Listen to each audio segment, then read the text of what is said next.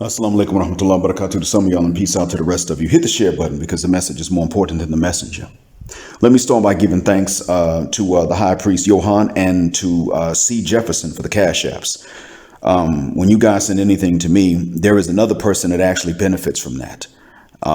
He is somebody who was instrumental in black men re-black creating. And without him, we would not have the same SYSBM, SYSMB, Passport Bros, or Passport Gang. He's a proud man, and he's not telling his business and what he's struggling with now. And so I don't have his permission to say who it is, but I will say this. Whatever y'all send to me, something goes to him to help him out. And I really do appreciate that from the bottom of my black heart and from the depths of my black mind. And on behalf of him, he appreciates it too. That being said, let me go ahead and get into story time. This one is something that I wrote a long time ago, so I have much more detail, and it was much longer actually than what I'm going to be telling you today. But I wrote this one before I knew that I was ever going to find a job teaching in the Middle East or ever find a job outside the United States at all. And when I wrote this one,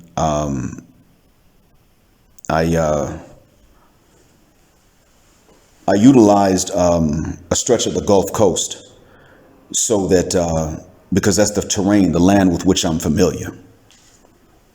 And even though I've since then spent a good bit of time in even some other parts of the United States, I have still spent the most there.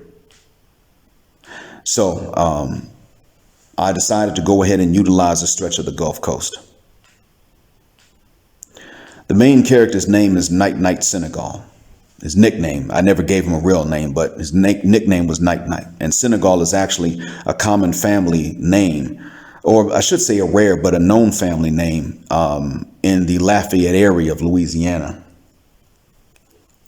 Matter of fact, a close friend of mine married a lady, and that's her maiden name.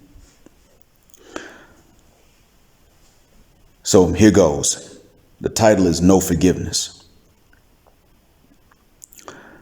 In early May, the sun began to warm up the ground and the water along the Gulf Coast, no longer riding the southern half of the skies and leaving everything somewhat cool after the short southern winter.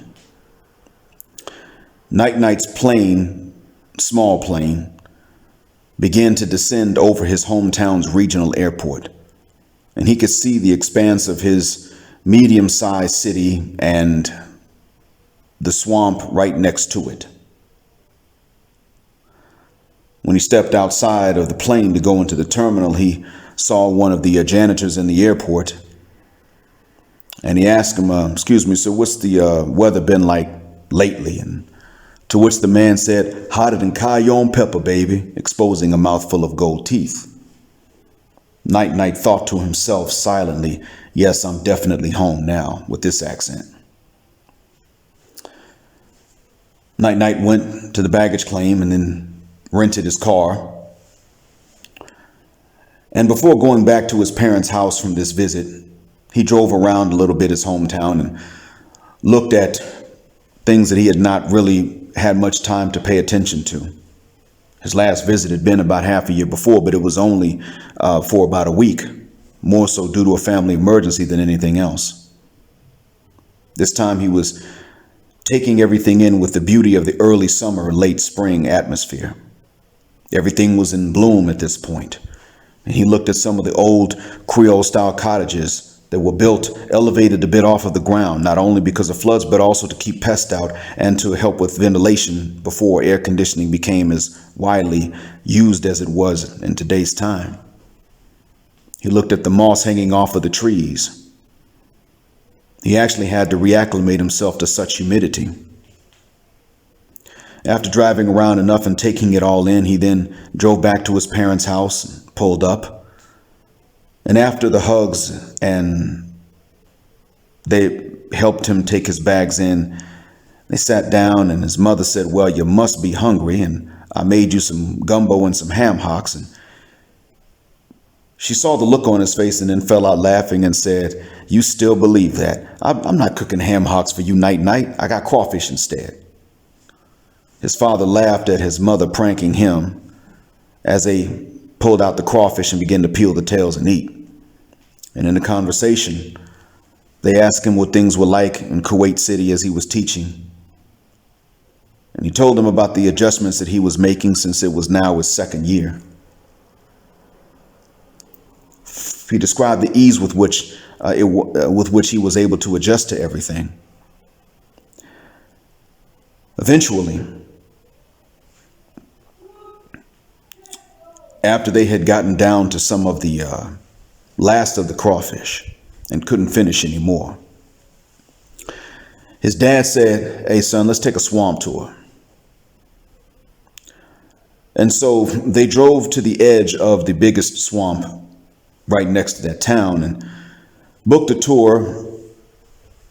And sitting next to tourists, they floated on the pontoon as the tour guide began to describe the natural environment with which Night Night and his father were already well acquainted. Night Night's father, nicknamed Dada, then turned to him and said, "Son, some of your classmates, and especially the people from the neighborhood, ones about your age, are having a reunion. And I saw some of them a few weeks ago. I told them that you'd be back in town, and they told me about the reunion if you were still here at that point. I think you should go. I'm going to let you know, son. Justin's going to probably be there. No big deal. I think he's working with your mom anyway. And I don't want you at your age now to not go to some of these things because you think you're going to see someone you don't like." Night Night had previously been looking out over the water, but at the mention of Justin's name, he looked over at his father with one eyebrow raised. "Justin? More like unJustin, but I'm not going to not go to something because he might be there. I may not go because you and I are out of town. That may be why. I didn't come back to visit all of them. I'm glad to see them when I see them, Dad. But I came back to visit you and Mom. My time with y'all is the most important." "Yeah, son, we know, but we're going to have plenty of that. I mean, after all, you staying with us, right? Ain't you? But your mother and I want you to go. And your mom wants you to be okay with her working with Justin. Hey, Pop, look. If Justin does not double cross Mom, if he pays her the money that he owes her, I'm not tripping. It's cool. I ain't got to like the nigga. We're not going to be friends. I'm not bothering him, though. I've been back to visit before. I never went after him. The real thing about it, Dad, it's not him. What makes me angry is really not him anymore. But that's another topic. I don't want to go too deep into that, Pops. But maybe one day. We got plenty of time on this vacation." So Dad said to him, "Look, is there something else that he did that we don't know about?" And Night Night looked over at his pop, shook his head, and looked back out over the water. "No, y'all know everything. What y'all know was bad enough." "Well, what you still so angry about then?" "I'll tell you what, Dad. I mean, I could describe it, but it would probably take me about 10 minutes. But if it gets to a point where y'all just gotta know, then I'll tell you. It has more to do with others, though, not him." A week later was the reunion, and it was at a park that was going to be right at the edge of that major large swamp. So it was at the edge of town.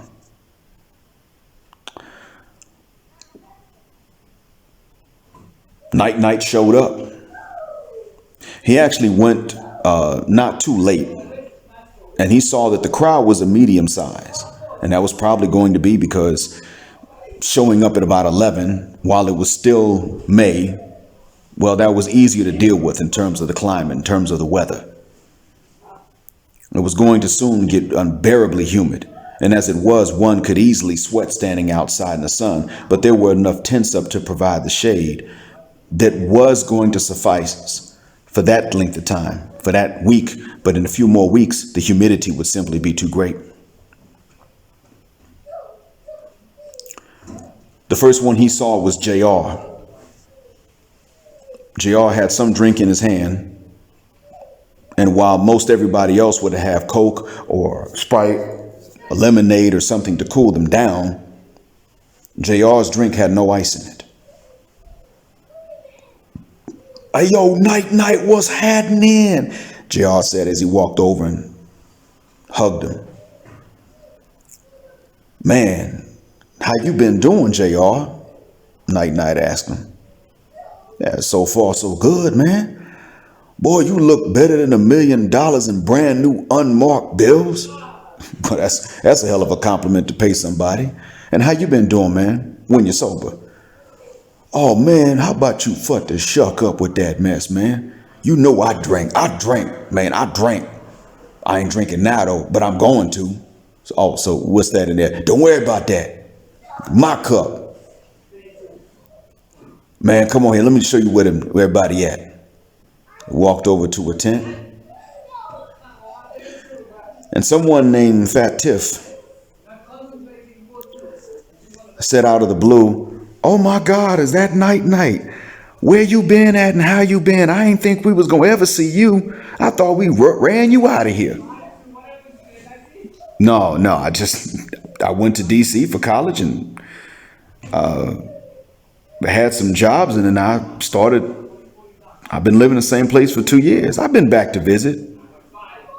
"But good to see you again." She walked up and hugged him, and the thing was that he wasn't really trying to hug her because, well, she wasn't related to him.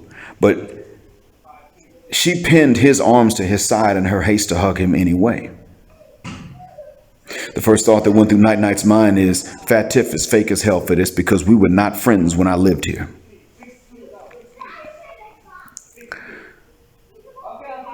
Roland came up and said, "Yo, what's good, Night?" Night gave Roland a bear hug. Roland told Night, "I saw your pops, man. I told him about this thing here, but I didn't think you was gonna come in town. But I told him if you was coming, or that you was gonna be here by that day, man, you need to go ahead and swing by this. I'm glad he told you, man. Glad you could make it. You a sight for sore eyes, Roland. It's really good seeing you, man." Night told him, "Yeah, my dad did tell me about it. I didn't know if we were still going to be in town or if we were going to go and drive somewhere else, take a road trip. But since I was here, I came. Man, you don't look like you've aged a day since I last saw you." Roland told Night, "I didn't know when I was ever going to see you again, man. So I try to stay recognizable, you know. I ain't want to get too much gray in my hair like everybody else. Hell, man, you look at their pictures now, you don't think they the same people. I ain't want to do that to you, man." Roland then said, "Oh, by the way, don't look right now, but somebody's coming." Night said, "Okay, I ain't gonna look." Roland then started joking, said, "Yeah, man, you'll never guess who I married." "Who did you marry?" "Raina, man. She offered me enough money, though, so I say it's worth it." From behind Night came Raina's voice saying, "Don't believe this baby daddy of mine, mister. He asked me and I said yeah, and I'm still regretting it to this day." When Night turned around and looked at Raina said, "Oh my God, is that Night?" She ran over and hugged him and, like Fat Tiff, pinned his arms against his side so he couldn't really react with his arms either way. And he was glad to see Raina. She'd always been nice. He just wasn't planning on hugging her. Especially now to find out that she and Roland were husband and wife after they had made so much fun of each other throughout all their childhood. But unlike Fat Tiff, they really were just joking. And Raina was about to start roasting Night too, and he was going to start roasting her back, but they were really going to be just joking. True to old tradition, Raina then said, "It is good to see you again. Man, look, can you believe I guess I think I just drank something and I woke up and I was married to Roland over here and I had these two with me. She was holding a baby girl in her left arm and holding a toddler's hand with her right hand. This is Amina over here and Roland Jr. Well, I'm glad to meet y'all, said Night Night, holding her hand and holding his hand. Roland, they look like you. Oh, don't gas his head up any more than it already is. You see, he can barely walk around with his head on his shoulders, Raina teased him. That's why he got that big old 8 head instead of a 4 head. All right, now look, Raina.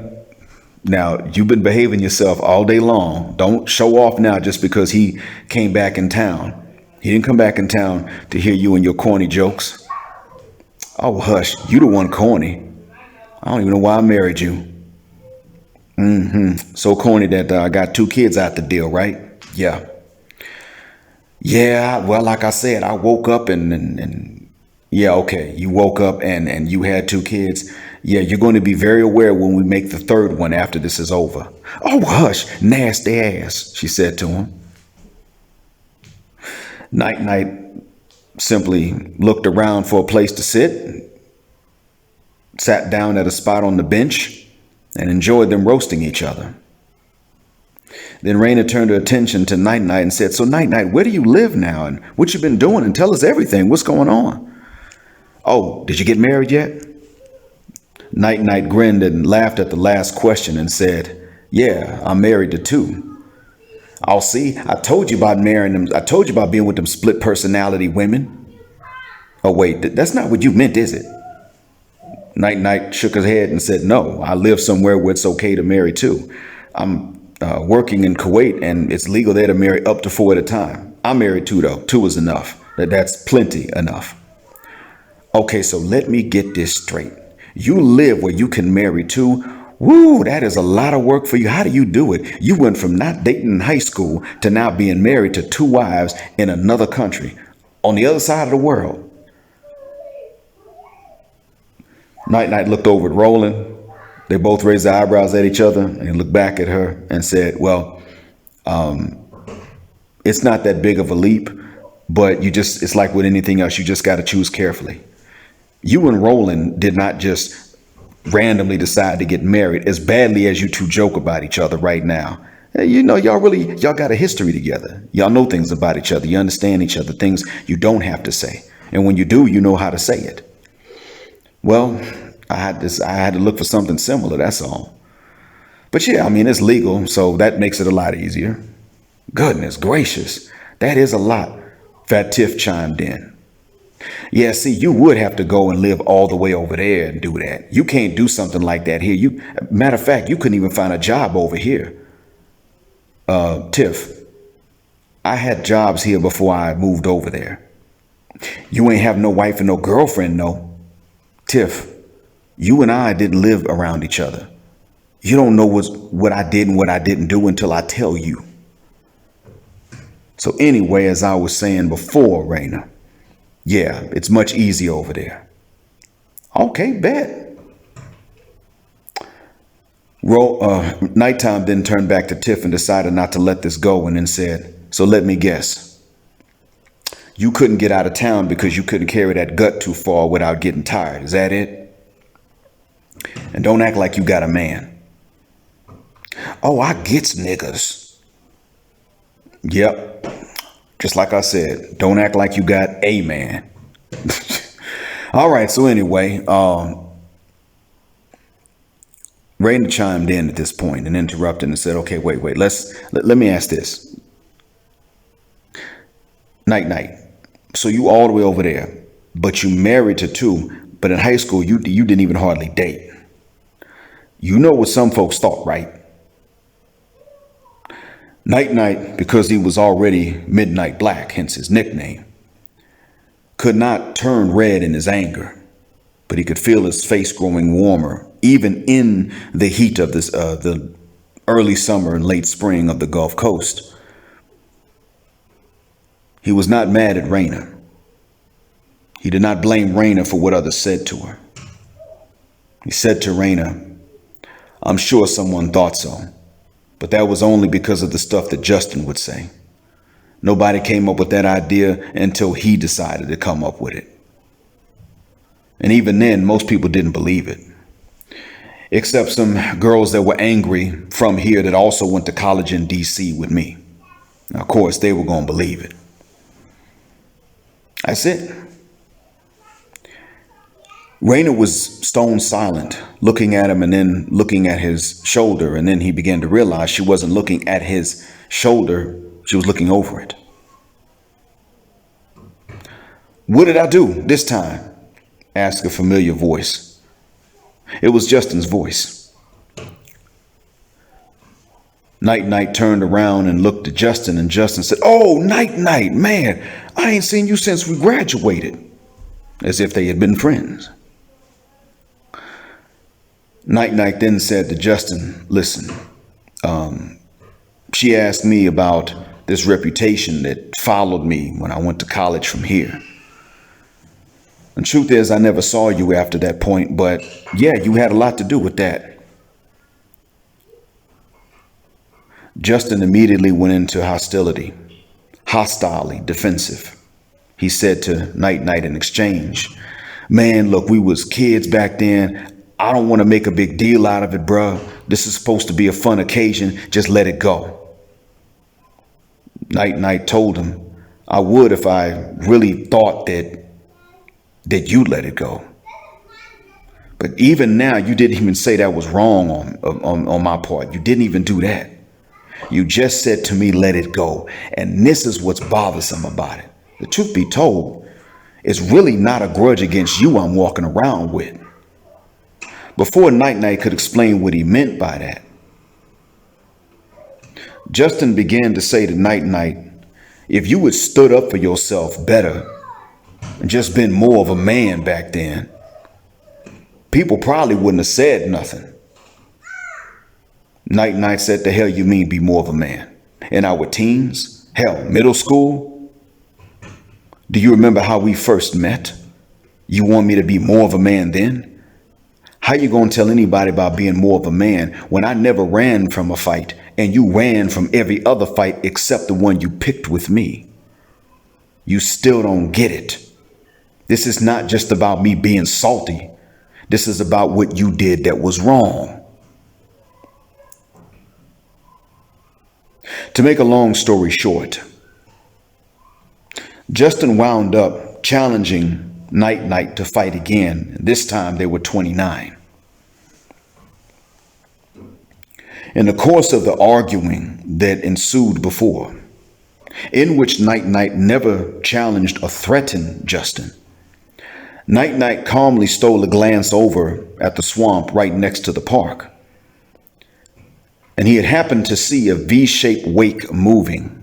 Very, very, very small wake, but in the shape of a V. And he knew that that was an alligator not too far away. In the course of this, he hatched a plan just that quickly. When Justin challenged him to a fight, he was still in a sitting position. He held his hands out as if to say, "I'm unarmed," and said to Justin, "I'm not threatening you. I'm telling you you were wrong about something. But right now, what I'm going to do is go over there where that grill is, and I'm going to make a plate for myself. So when I get up and walk around you to get to that grill, that's all I'm doing. Don't panic."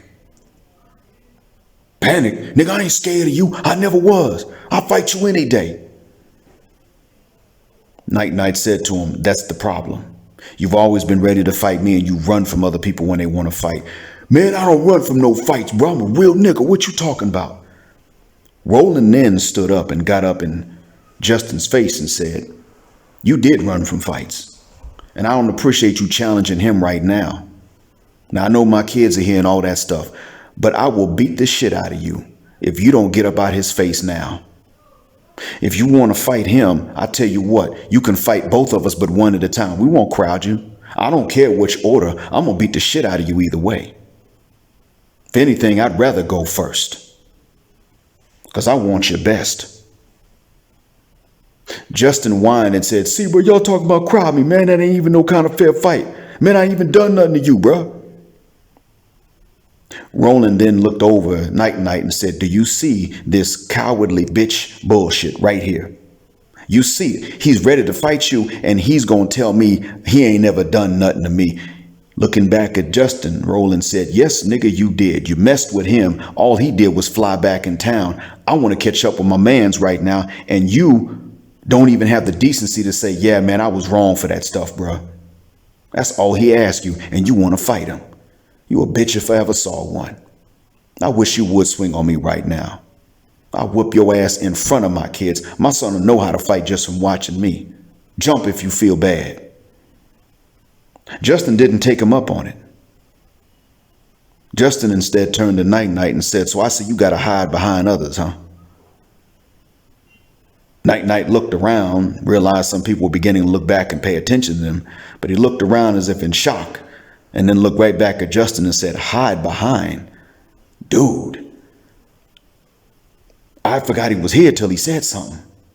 No offense to you, Roland. I mean, I'm glad to see you. I was thinking about this argument that we having because he can't even so much as say, man, I was wrong. But I don't expect that. I mean, look at him.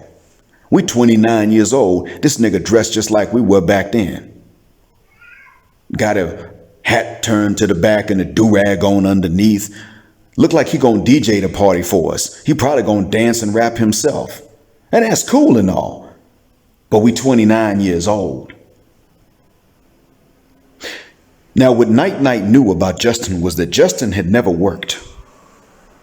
Justin had capitalized on his reputation and on his name being circulated around their hometown so that he could pretty much be a DJ and a party promoter. And he made his money doing this. His urban wear was expensive even then. Others had worn things they would not sweat out as much or would not have minded sweating out. He was wearing something that nobody in their right mind would wear on a day that hot to sweat out.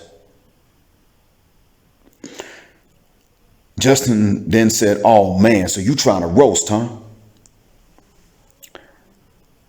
Night Night said to him, trying to, man, you roasting yourself. You showed up looking like this. What are you talking about? Night Night knew that Justin actually was supposed to DJ this event. He was getting paid to do it.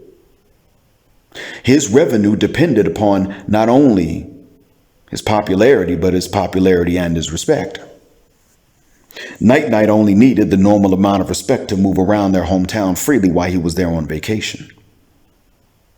Justin needed to remain popular and relevant in order to remain financially solvent.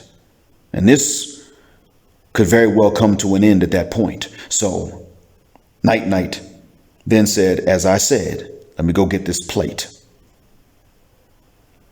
Night Night then walked to the grill. He said to Raina, Raina, you thirsty? You need me to pour you anything? Raina, looking confused by his sudden calm, looked at Roland and then looked back at him and said, yeah, sure. Thank you. Anything cold. And she looked back at Justin trying to figure this out. Others had begun to pay attention, even some people that were not standing so close to them. And those who knew Night Night figured he was up to something. Night Night then walked around the table from which he was preparing his plate, turning his back to Justin.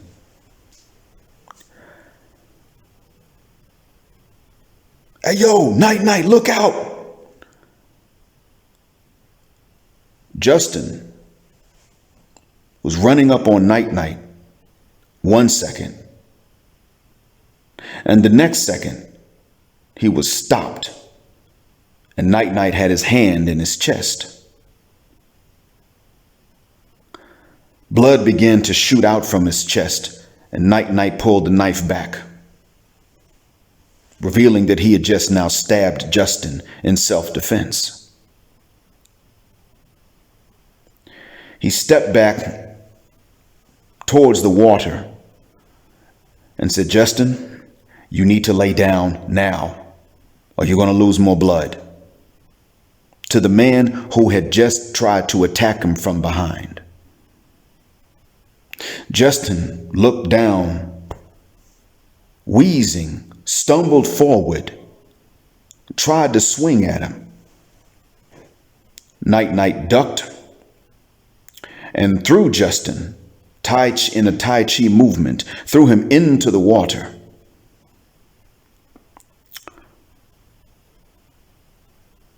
JR stumbled up closer to them and said, "Hey, yo, Night, we need to get that man out that water before that nigga drown." Night looked over at JR and said, "We can't afford to go into that water. I just saw something."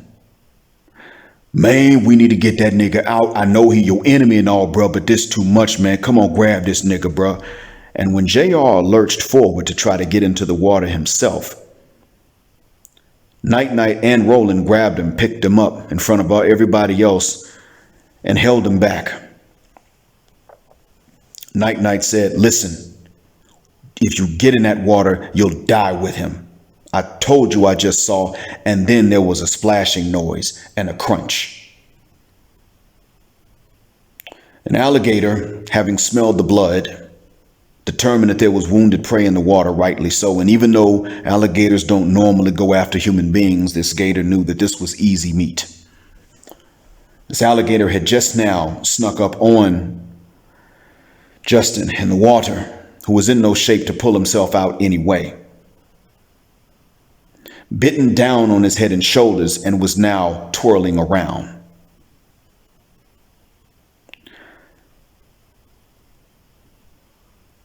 Justin was flailing a little bit, but from the loss of blood, he was already weak and leaving his body.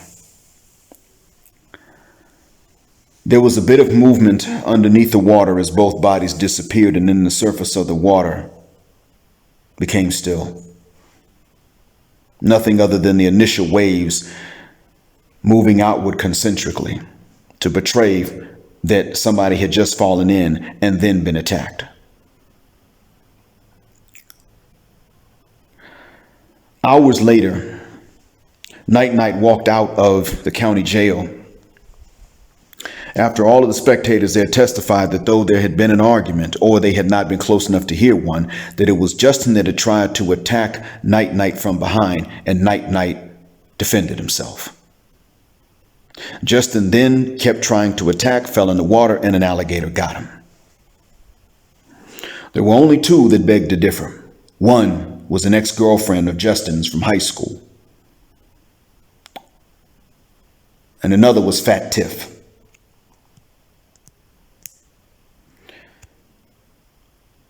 When he walked out of the jail and into the parking lot towards where he expected his parents' car to be, Justin Sr. was out there waiting for him. And Justin Sr. said to him, "I can't believe you would do this. You move out there to one of them countries over there, and you come back and you commit murder." "No, Justin Sr., I didn't commit anything. The witnesses saw it. That's why I'm walking out of here now. But let me remind you of something, if I may, and you tell me if you remember this or not. Do you remember the first time I ever talked to you on the phone?" Justin Sr. didn't say anything. He just stared at his son's enemy. Night then said, "Let me refresh your memory. I called you and told you he wanted to fight. You said, well, y'all will sort that out, and you hung up. Why would I in 6th grade call you to tell you about this? Did you ever stop to think about that before you hung up? I wasn't calling to complain to you or to whine to you because I was scared. I was calling to tell you because I wanted you to know that if he ever got hurt, it wasn't going to be because I wanted to. I was warning you about this day back then, and I was a kid. I didn't know it was going to come to this. But you never sat him down and had a talk with him about how to treat people. And consequently, it came to this. That's your fault, Senior. And all you would have had to do was sit him down and say, listen, you're going to get yourself hurt out here just messing with people because you ain't afraid to do it. Now he got himself killed. And it wasn't even anything I wanted. Justin Sr., I don't want to hear from you again. I don't blame you for your grief, but don't come to that stuff. Don't come to me with it, and don't come to my parents with it. You deal with this yourself, because this is something that you neglected. Justin Sr. then turned around to walk away. Night turned around to walk away from Justin Sr., and Justin Sr. said, "Not until I get mine." And Night, without missing a beat or letting a second pass, replied, "You won't. You just did." And kept on going to his parents' car. When he got home, his parents decided to have a talk with him, of course. Night had to tell his mother, first off, "You need to stop worrying about this revenue that you just lost."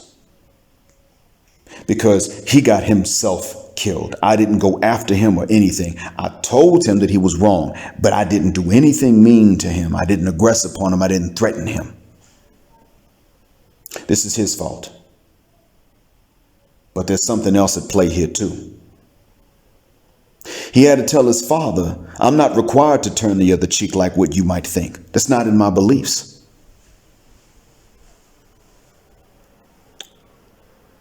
But then in the end, when they tried to chide him and say that he had just merely been bitter about something that happened in the teens and wouldn't let it go, and look what had happened this time, and he was lucky he wasn't facing any charges, he stopped them and he said to them, "Listen, now, and I'm going to cut this visit short after this. But Mom, Dad, the problem with our people is that we take entertainers and we let them get away with anything. Now, when he and I were growing up, he was the entertainer, and that's fine. But he began to get away with stuff. His dad wouldn't set him straight. Nobody else. Some people set boundaries for him, and he was actually afraid of them and wouldn't mess with them. I set boundaries, and he would come mess with me. And the thing is that the rest of the city let him act this way all the way up until the day he died, because he was an entertainer. And what happened today was a culture war. That's what you saw going on. That's why you got the phone call that I was being released. That's why you got the phone call that I'd even been taken in for questioning. That's what all this is about. Witnesses were there. He started this. You all said, "Go see everybody." I went and I saw him. He got too close. I simply told him how he had acted and what effects it had had. And all he would have had to do was say that was wrong on my part. How do I make it right? But the problem is that when he was acting up, nobody really checked him except one guy. And now you, Dad, are sitting here telling me that this could have been avoided if I had believed in turning the other cheek. You taught me not to do that growing up. And now, Mom, you're telling me that because you and he were going to entertain the masses into voting for a candidate that was paying you to run his campaign, that now y'all done lost 30,000. Well, you know what, Mom, so what? This is a situation in which you should take the statements of the witnesses and you should side with me against him. You let entertainers dazzle you. And now I can't wait to leave this place you've been telling me is home, and I should be ready to move back to it. It's not home. And at the very least, where I'm going, they're not this far going yet. And they're going to be one day, but it ain't here yet. This is a culture war that's going to start. Night did cut his visit short. And he reflected on everything that happened as his plane took off from that airport to begin a long trip through a few connections and flights back home, to his real home. When he finally landed back in Kuwait City, this time, though it was very hot as it was the middle of the summer, this time he heard the sights and sounds of his new home and said, well, this is great. And when he went and talked to a friend of his about the vacation and what had happened, the friend of his said to him at the end of it all, "I understand now why God sends hurricanes to them every fall.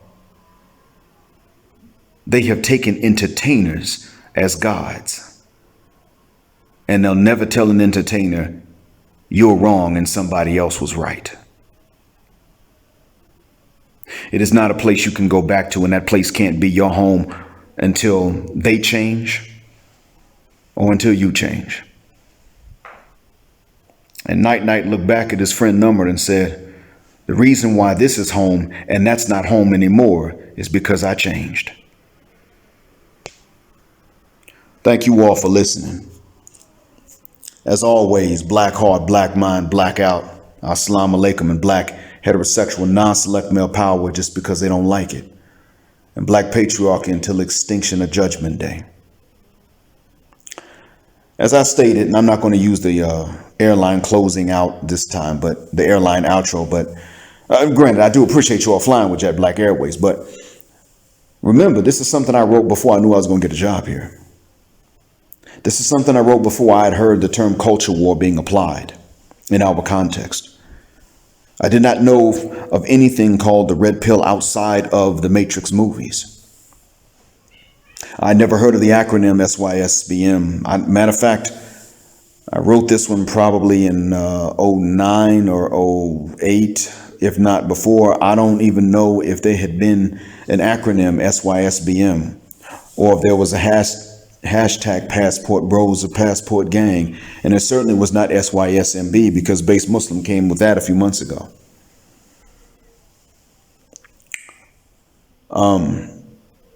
I didn't know where I was going to put this. And I decided that instead, because it was a short story, that I was not going to go ahead and publish it because it simply wasn't long enough. But I would have told you all this one sooner, but I didn't find it for a long time. And if I had not been reorganizing one of my thumb drives for work, I would not have found this again. But I did wind up finding the story. And I was able to reread it and remember what I'd forgotten and then tell it to you in a condensed version just now. But as I stated before, some of you, and as I've done once before, some of you have your own stories. And if you email them to jet.black.core@gmail.com, you send me a $5 Cash App or crypto. And you email me the story and you can tell me what the reference number is on the Cash App payment or the crypto so I can match them up. I will narrate your story without your name, without any identifying details. Hell, if you don't include them, I can't. As I've stated this, I'll do this for you. Because these things do wind up being somewhat important. What I wrote was fiction. It was fiction based on the way that my hometown's black population reacted to some of the worst characters and what happened and what some of those who wound up leaving had to go through. And this is before many of them left. But this is before, like I said, any of this. But there were people that were from my hometown that have gone on, and some of them have even become famous. But there are things they had to go through. And most of the setbacks through which they had to go came from our own population. Because if you were going to entertain just us, that was fine. But if you were going to entertain even black folks outside of our hometown, or let's say outside of the I-10 corridor, that wasn't okay. We call you a sellout for that. And we would hold them back. And there were quite a few people from my hometown that actually had talent, not necessarily just even entertainment, but if they listened to the population, then they would wound up wasting them, never using them, and never benefiting anybody for them. And I don't say exactly which hometown is mine, but I can say that some people have gone on and have even become famous elsewhere, nationally and internationally. I can say this. But I can say that one of the things that they've all had in common is that they had to, in a sense, in order to be morally right, they had to betray the culture. And now some of them, most of them don't even know about SYSBM, SYSMB, Passport Bros, Passport Gang, or any of these things. And yet they're actually furthering the new positive replacement culture. So this story wound up being symbolic of many things that developed later on. Again, thank you for listening. Until next time.